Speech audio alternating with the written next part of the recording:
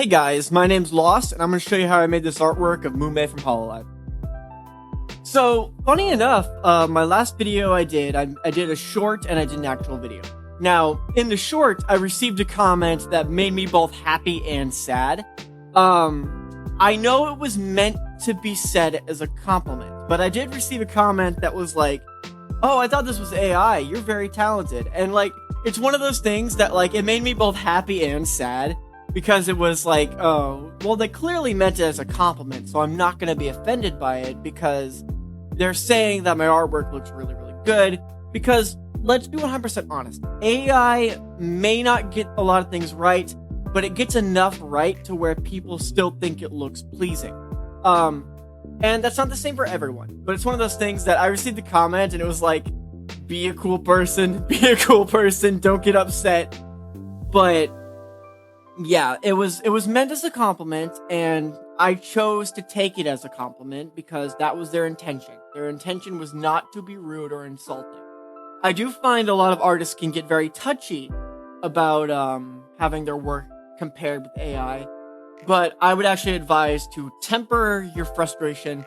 When AI first came out, I was also a hothead about it, but I've since mellowed out on the whole thing, and I've learned that it's okay. It's one of those things that you can't stop people from using something that maybe they don't want to learn art, but they want to create something.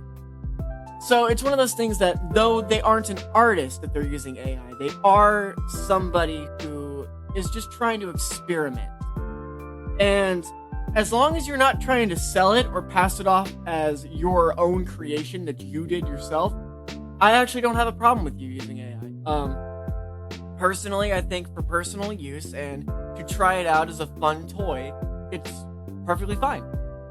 But that was just kind of my little story about the previous artwork. But now I'm going to talk a bit about this artwork and my thought process behind it. So, this particular artwork was one where I felt like I was firing on all cylinders. Like, everything was just coming together just the way I wanted it. It was like, oh yeah, I'm actually doing good. And it started with a reference of a girl lying on a bed, and then I kind of reiterated and fixed things to where how I wanted them to be. That was also amazing English. Me speak good English and very good English at. But my goal, and this may not be something that you're used to, I tend to render out sketches and try to make them look somewhat like the finished product. The reason I do this is because I'm one of those people that if I don't mesh with the idea and I don't feel like it's come together in a way that I like, I just scrap it. Sometimes it's best whenever things aren't working out to just move on. If you try too hard to make an idea work, you may spend more time than you need. I find my best artworks always come whenever everything's going right. If things aren't going right, I don't finish it. And that may feel weird. It may feel like, oh, you just have a ton of works in progress. Well, if I can't get it to work, banging my head against the wall isn't going to make it happen. So for this particular artwork, I kind of just planned everything out, rendered it how I would in the finished product, and then decided, am I going to actually finish this or am I going to throw it away? And I was so happy with the work in progress. I was like, this is a good one. I haven't made one this nice in a long time. So I decided I'm going to go ahead and I'm going to finish it. My goal was mainly to focus on warmth. Have kind of like a warm glow, a reflection in the water. And the way I did that was just by copying and then flipping it vertically and kind of adjusting it with the liquify tool. Then using my airbrush as an eraser and kind of making it like that. A little bit of water droplets and some leaves here. And we're going to blur the leaves to kind of create a foreground and background. Like, the focus is the character, but I also just want the leaves to kind of move with it. So, we're approaching kind of the finished point where I'm considering it, like, where I want it. And then we're going to start working on the line art and kind of adjusting all the ear and eye candy. And there we go. Oh, it's if you heard that, it's raining currently where I live in Texas. So now we're on to the line art. I'm actually a really big fan of doing line art. I find it incredibly relaxing. It's actually not something you have to do as an artist. A lot of people are like, oh, like you have to do line art, and you really don't. I know tons of artists who never use line art and their stuff looks fantastic. Don't think you have to do line art. I personally like it because it helps guide my rendering, which if you don't know the term rendering in art, rendering in digital art is just a fancy way of saying coloring. I might not be fully right on that. Sometimes I get terms wrong because I'm not actually somebody who was trained traditionally in how to make digital art. I actually am self-taught. I just fiddled around with Clip Studio Paint for over like 10 to 12 years. It was actually only about, I would say 3 years ago that I even learned the term rendering. I'm like, oh, that's a thing. Apparently it's not coloring. But yeah, if I use terms, you're able to ask me in the comments what they mean, and I will do my best. And if I don't know, I will Google it and I will get back to you. But I was really a big fan of the eyes I did in this particular one. I felt like the eyes turned out really, really good. Adjusting them to fit the face is a bit tricky because you want them an eye length apart, but also anime eyes are just a bit closer together. So the eyes may have been too far apart in this particular artwork, but I still liked it. It turned out all right. Our goal when making the lines for the hair is to have it follow the roundness of the head. The more closely it matches the curve of the head, the more correct it looks. So keep that in mind whenever you're drawing your lines or rendering. You want to follow the shape of the head and make it feel like the hair is falling off or draping over the head. Also, if you're enjoying this video so far, like, comment, subscribe, hit the bell. Helps me out a whole lot and gets me going in the algorithm.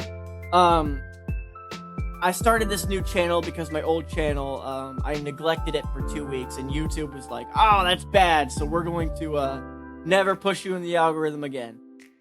And I still think the old channel can survive. It has about 12,000 subscribers, but to be cut off so hard from YouTube was definitely disappointing for me. But I'm still going to try to keep the old channel alive. I'll just be posting to this channel first, and then posting to the old channel about a week later. Now, you might notice something that took me a while to notice in this particular artwork. The head is too small currently. Like, her body looks massive compared to her head. I end up fixing that later, but it's one of those things that sometimes you catch things a little bit late. So fixing it is something that the liquify tool is there for. The liquify tool is not like just for fixing things. You can kind of shape your lines and your artwork almost like clay. And I really, really like that. At least that's how I treat it. I feel if I treat it that way, then it's easier to kind of mesh with.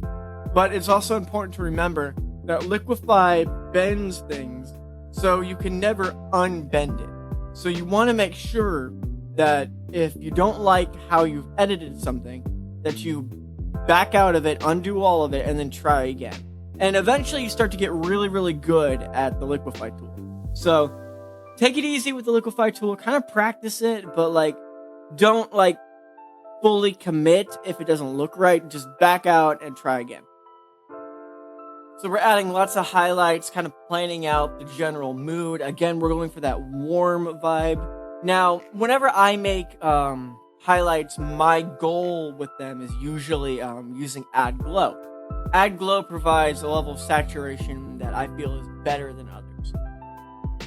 Some people prefer soft light, some like overlay.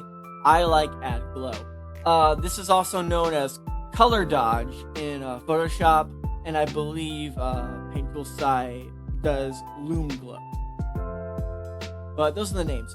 We colored the line art here, add little adjustments to everything to kind of make it all mesh together. I don't have really the best advice when it comes to color picking because I just do it off of like habit. So I found good colors as I've worked. I've developed a good eye for color, but it's one of those things that color in general is something that I've learned over the years, and there's no one way to do color. There's a lot of post-processing here, so my advice would be to slow it down and kind of figure out what I'm doing. It's moving a bit too quickly for me to fully explain, but overall we have a solid foundation here, and now we're adding kind of this like ribbon with red to kind of add contrast and some complementary colors to everything, some sharpen, and some chromatic abrasion. And that's how I made this artwork. Thank you very much. I'll see you guys next time. Bye.